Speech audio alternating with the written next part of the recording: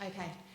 So yeah, I'm the women's lead youth team physiotherapist at Chelsea Football Club, working with their women's team. So I oversee everything medical to do with the under 23 girls all the way down to the under 8s. So I have about 85 players in my academy, or in our academy, sorry.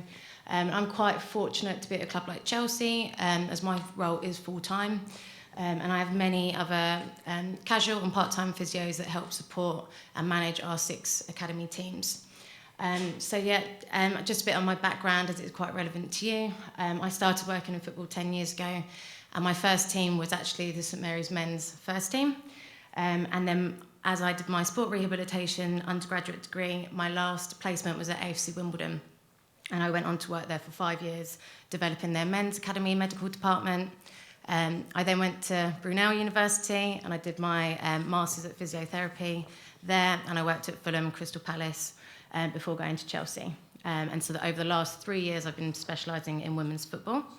And I just thought it was a good time to give you guys a bit of an introduction and insight into where the medical team sits within this multidisciplinary team within a football club, and how we can help with the success and development of the programme and their players.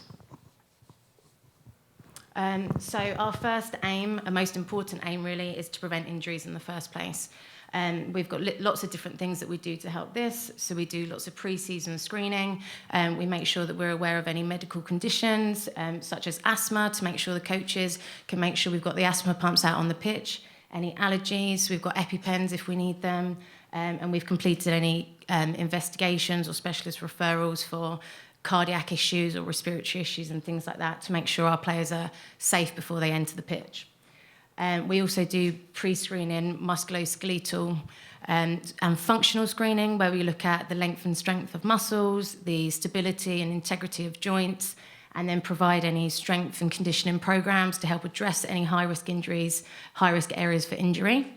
We give activation slots before training where players can fire up their glutes and their core and get ready for exercise. We might give maintenance slots for soft tissue release or taping, and we might need to modify sessions if players are having aches and pains to allow them to continue training. Obviously, if an injury is sustained, we will then provide the necessary care, management and treatment to help our players get back to full fitness, which brings us to our last stage, which is an accelerated but effective return to play. Our players are youth players. They're young, aspiring players with long careers ahead of them. So it's not a case of just patching them back up and getting them back out on the pitch like you might see with more senior teams. We need to make sure our athletes are ready to withstand the demands of football. Okay, and this in itself is an injury prevention strategy, as it will reduce re-injury rates and creates foundations to optimise further growth and development. So our ultimate aim is to maximise training and match availability through reduced injuries, which creates increased coaching time and development opportunities through greater exposure to the football environment. So I've put here a working team. To achieve success in football, we can all go in different ways, but ultimately we need as few injuries as possible. And our injury rates aren't just dependent on the medical team. That's any performance or coaching staff or anyone that implements physical activity.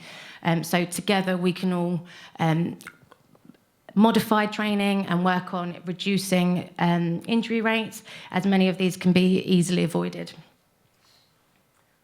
Just put here to touch on the difference between contact and non-contact injuries. Obviously, there's only so much we can do to reduce contact injuries, but non-contact injuries are often derived from fatigue, overloading, lots of training, where the muscles, the muscle fibres and the stabilising structures are too tired to work efficiently, and it's then that we often find that we get injuries, and this is where the coaches can really come in and help out.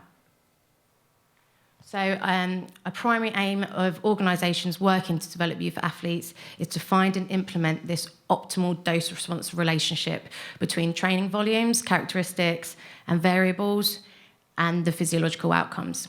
So if we don't balance these things correctly with sufficient rest and recovery strategies, instead of getting the positive outcomes such as strength and speed, endurance, agility, we might actually find we get the more negative effects of training, such as injury, illness, overexertion, soreness and fatigue. So this is like a continuous conversation that we're having with the coaching guys. So-and-so's come in and actually they're having aches and pains because of this. We're going to send them out to training, but can you modify it in this way? And then we work together with the coaches to make sure that we're keeping this steady balance, allowing our players to rest and recover and keep them out on the football pitch before they actually get injured. It's really important to note that all individuals won't respond the same to the same amount of training, and that's why we have this back and forth conversation. I've also just touched on the return to play pathway. I think it's really important that coaches have a good understanding and idea of what they can expect a player to need to achieve between being injured and back on the football pitch. That can obviously really help with your planning, with your teams, and also limit frustrations of players not being back as quickly as you'd like. If you can see here the different stages, and also towards the end where the coaches can come in and help out to facilitate the return to play. So our first red boxes are obviously when they're in with the medical team, working with the physios. They might be injured. We might be able to get them doing a bit of gym with the team.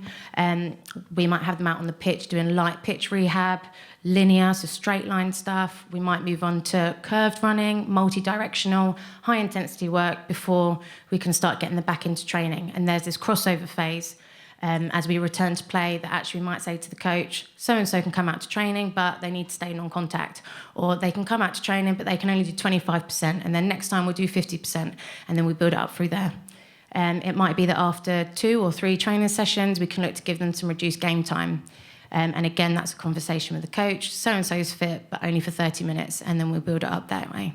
So I think it's just really important to actually see how the medical department does work really closely with coaching teams, and together we can really help to optimise the success of these players.